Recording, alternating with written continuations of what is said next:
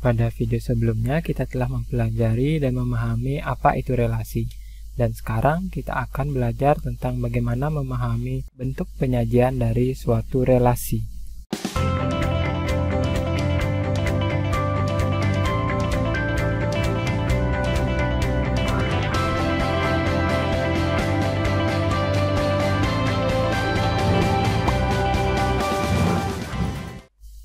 Perhatikanlah menu pada rumah makan Pak As hari berikut ini. Jadi yang disediakan ada soto, rujak cingur, rawon, bakso, nasi goreng, dan sate. Ya, ketika kalian lihat makan makanan ini, tentu saja makanan ini itu disajikan atau ditampilkan dalam bentuk yang menggugah selera, kan? Nah, sama seperti relasi, makanan ini juga memiliki bentuk-bentuk penyajiannya.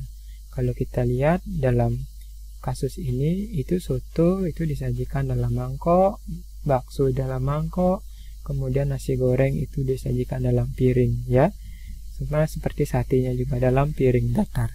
Nah, sekarang bagaimana kita menyajikan suatu relasi? Sekarang coba perhatikan tabel pelajaran yang disukai dari siswa kelas 8 ini. Jadi hasil pengambilan data mengenai pelajaran yang disukai oleh 5 siswa kelas 8 itu disajikan dalam bentuk tabel seperti berikut ini.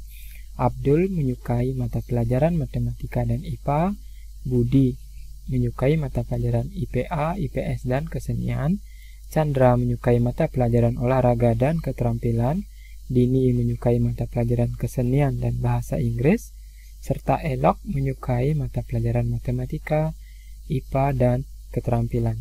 Kalau kita lihat seperti ini, itu bagaimanakah kita membuatnya atau menyajikannya dalam bentuk relasi? Jadi kita akan menyajikan relasi itu dalam 3 bentuk, yaitu yang pertama itu dalam bentuk diagram panah, yang kedua itu bisa dalam bentuk diagram kartesius,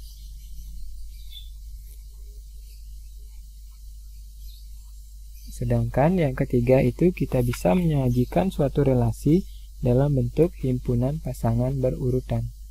Jadi himpunan pasangan berurutan.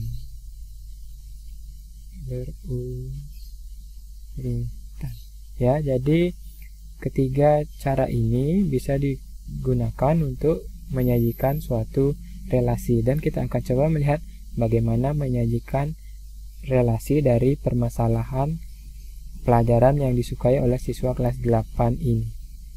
Kita mulai penjelasan kita tentang bagaimana menyajikan relasi dalam bentuk diagram panah.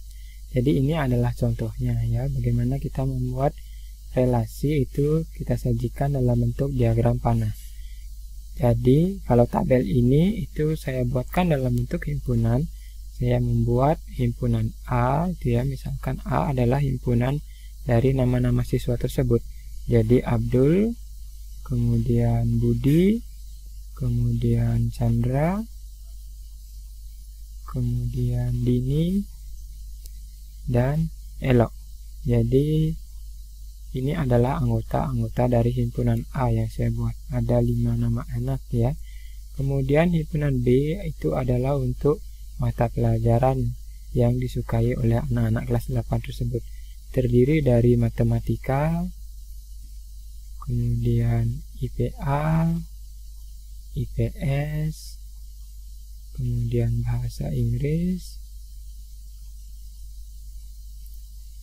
Selanjutnya ini saya pindah ke sini, ya, kesenian, lalu keterampilan, dan terakhir itu ada mata pelajaran olahraga. Nah, ketika kita menyajikan relasi dari himpunan A ke himpunan B dengan aturannya adalah pelajaran kesukaan, jadi kita ketahui bahwa Abdul itu menyukai matematika dan IPA. Jadi di sini kita lihat ada tanda panah yang dibuat dari Abdul ke pelajaran matematika dan pelajaran IPA yang merupakan anggota himpunan dari himpunan B. Selanjutnya untuk Budi juga sama seperti itu, karena dia menyukai IPA, IPS, dan kesenian. Jadi kita hubungkan, kita buat tanda panah pada Budi itu ke mata pelajaran yang Budi sukai di himpunan B, yaitu IPA, IPS, dan kesenian. Chandra juga sama, caranya seperti itu. Tinggal lihat di sini, Chandra itu menyukai olahraga dan keterampilan. Jadi buat suatu garis panah yang menghubungkan antara Chandra dan pelajaran yang disukainya, yaitu keterampilan. Kemudian Chandra juga menyukai olahraga. Jadi seperti ini adalah bagaimana kita menyajikan permasalahan, penyajian relasi itu dalam bentuk diagram panah. Akan sangat mudah dipelajari.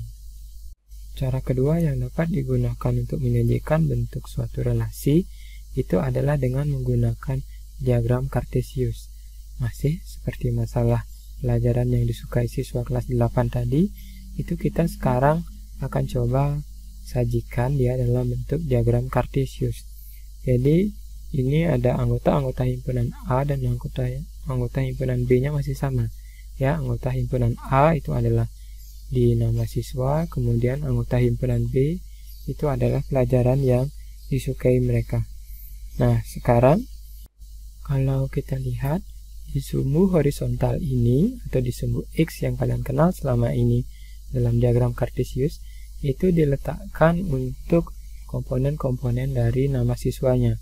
Jadi Abdul, Budi, Chandra, Dini, dan Elok itu diletakkan di sumbu X, ya, di sumbu yang mendatar. Selanjutnya untuk mata pelajaran yang mereka sukai itu diletakkan di sumbu Y. Karena kita merelasikan hubungan antara himpunan A dengan himpunan B, jadi perhatikan bahwa setiap pasangan anggota himpunan A ini, baik Abdul, Budi, Chandra, Dini, dan Elok ini, yang berelasi dengan anggota himpunan B dinyatakan dengan titik atau nota. Ya, jadi sama seperti channel ini namanya titik matematika. Maka di sini untuk Abdul yang menyukai matematika dan IPA kita buatkan titiknya. Jadi Abdul titik di matematika, kemudian Abdul mau kita buatkan titik di IPA. Kemudian Budi itu menyukai IPA, IPS, dan kesenian. Jadi untuk Budi itu kita buat di IPA-nya kita tambahkan titik, di IPS-nya kita juga tambahkan titik. Nah, keseniannya juga satu lagi. Ya, jadi seperti itu. Dengan penyajian seperti ini kita bisa melihat dengan mudah. Misalnya untuk Dini, ya, Dini itu titiknya kan di bahasa Inggris dan kesenian. Jadi untuk Dini menyukai mata pelajaran bahasa Inggris dan kesenian. Kita juga bisa dengan mudah melihat misalkan untuk pelajaran IPA itu ternyata yang menyukai adalah 3 orang, ya, karena ada 3 titik di barisan IPA ini, yaitu titik pertama itu milik Abdul, titik kedua itu milik Budi, dan titik ketiga yang berwarna hitam ini adalah milik Elok yang juga menyukai mata pelajaran IPA. Setelah kita memahami bagaimana cara menyajikan suatu relasi dalam bentuk diagram panah maupun diagram Kartesius, sekarang kita akan belajar bagaimana menyajikan suatu relasi dalam bentuk himpunan pasangan berurutan. Ya, jadi himpunan pasangan berurutannya, kenapa maksudnya himpunan pasangan berurutan? Jadi kita membuatnya dalam bentuk pasangan-pasangan yang ada urutannya. Jadi himpunan pasangan berurutan dari himpunan A ke himpunan B itu adalah seperti ini. Kita tuliskan pertama tanda himpunan berupa kurung kerawal buka, yaitu kemudian selanjutnya Abdul, kemudian itu dipasangkan dengan matematika, ya. Selanjutnya pasangan yang kedua itu adalah Abdul dengan kesukaannya, yaitu IPA. Kemudian yang ketiga itu ada Budi yang dipasangkan dengan mata pelajaran kesukaannya, IPA.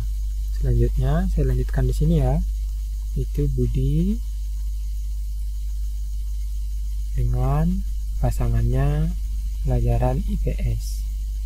Selanjutnya itu Budi dengan pasangannya yaitu kesenian.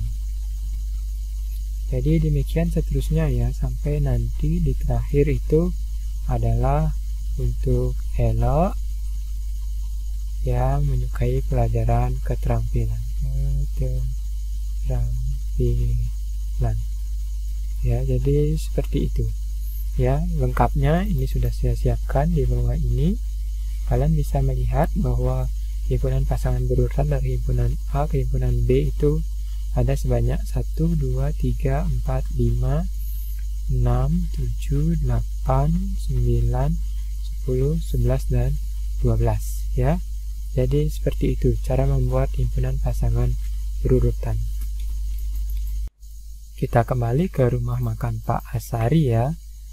Bukan buat makan-makan, tapi kita akan mengetahui bagaimana cara menyajikan relasi dari masalah rumah makan Pak Asari berikut ini.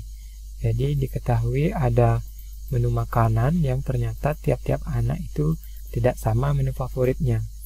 Abdur menyukai soto dan rawon, tetapi ia memesan rawon.